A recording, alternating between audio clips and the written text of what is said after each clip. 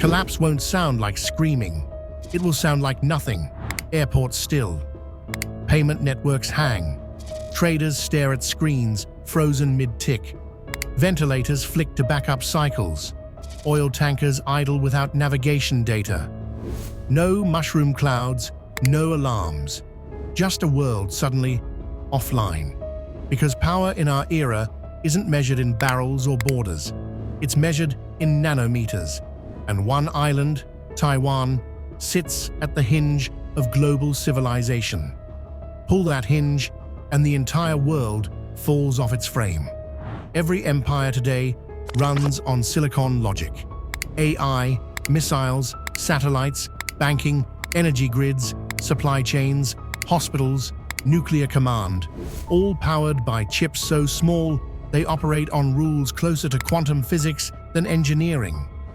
And the crown jewel, the frontier of human manufacturing, is advanced semiconductors below 5 nanometers. 92% of the world's ultra-advanced chips come from TSMC in Taiwan. Not just mobile phones and EVs, military systems, satellite constellations, finance automation, AI training, biotech. Remove Taiwan's fabs, and the global economy doesn't crash. It stalls mid-thought. Civilization keeps breathing. But the brain dies first. TSMC knows the risk. Washington knows. Beijing knows. So a quiet race began, not just to defend Taiwan, but to disperse Taiwan. TSMC's mitigation playbook: over $165 billion in global capex expansion. Arizona fabs as a hedge against sanctions and wartime choke points. Japan fabs for trusted industrial alliance. Advanced packaging ramp, the new frontier beyond lithography. Enterprise risk flagged at board level. This isn't diversification, it's strategic replication of a miracle. Slow, expensive, existential. Yet the paradox, the most advanced nodes, 2 nanometers, 1.6 nanometers, remain in Taiwan for the time being to preserve the silicon shield. Too little diversification equals existential risk. Too much equals deterrence dissolves. This is geopolitical game theory encoded in fabs and lasers. War over Taiwan does not begin with landings. It begins with silence and confusion. Undersea cables malfunction. Targeted grid intrusions. Shipping lanes labeled safety zones. Semiconductor shipments delayed for review. Satellite guidance anomalies across the Pacific. Taipei pauses markets for stability. Indo-Pacific command repositions. No one declares war. Everyone behaves as if it already started. Then the seizure hits the system, not the battlefield. Tech indices fall 30 to 50%. EV and robotics production halts. Cloud providers ration GPUs. Medical supply chains freeze. Liquidity disappears. Not panic, absence.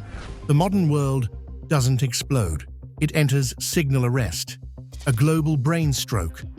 Here is the truth whispered in war rooms. If China invades Taiwan, TSMC does not change hands. It dies on arrival. Extreme UV systems can't be looted. Process knowledge can't be coerced. Talent won't operate under occupation.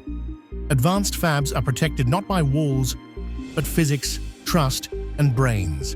The contingency exists, some overt, some unspoken. Not scorched earth, worse, scorched capability.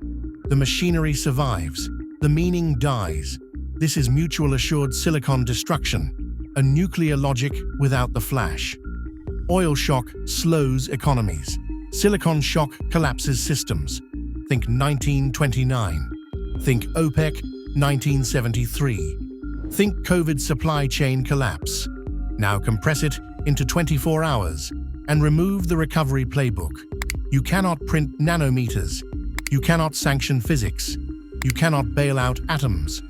The world's most critical resource is the one thing humanity cannot replace in time. Taiwanese time. Taiwan is not just a country. It is the motherboard of the modern world.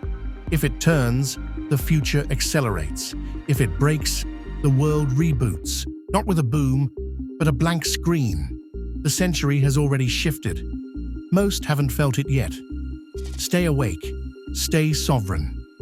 This analysis is strategic intelligence, a lens for power and risk, not financial advice. This is GeoMoney TV, where power, capital, and computation collide.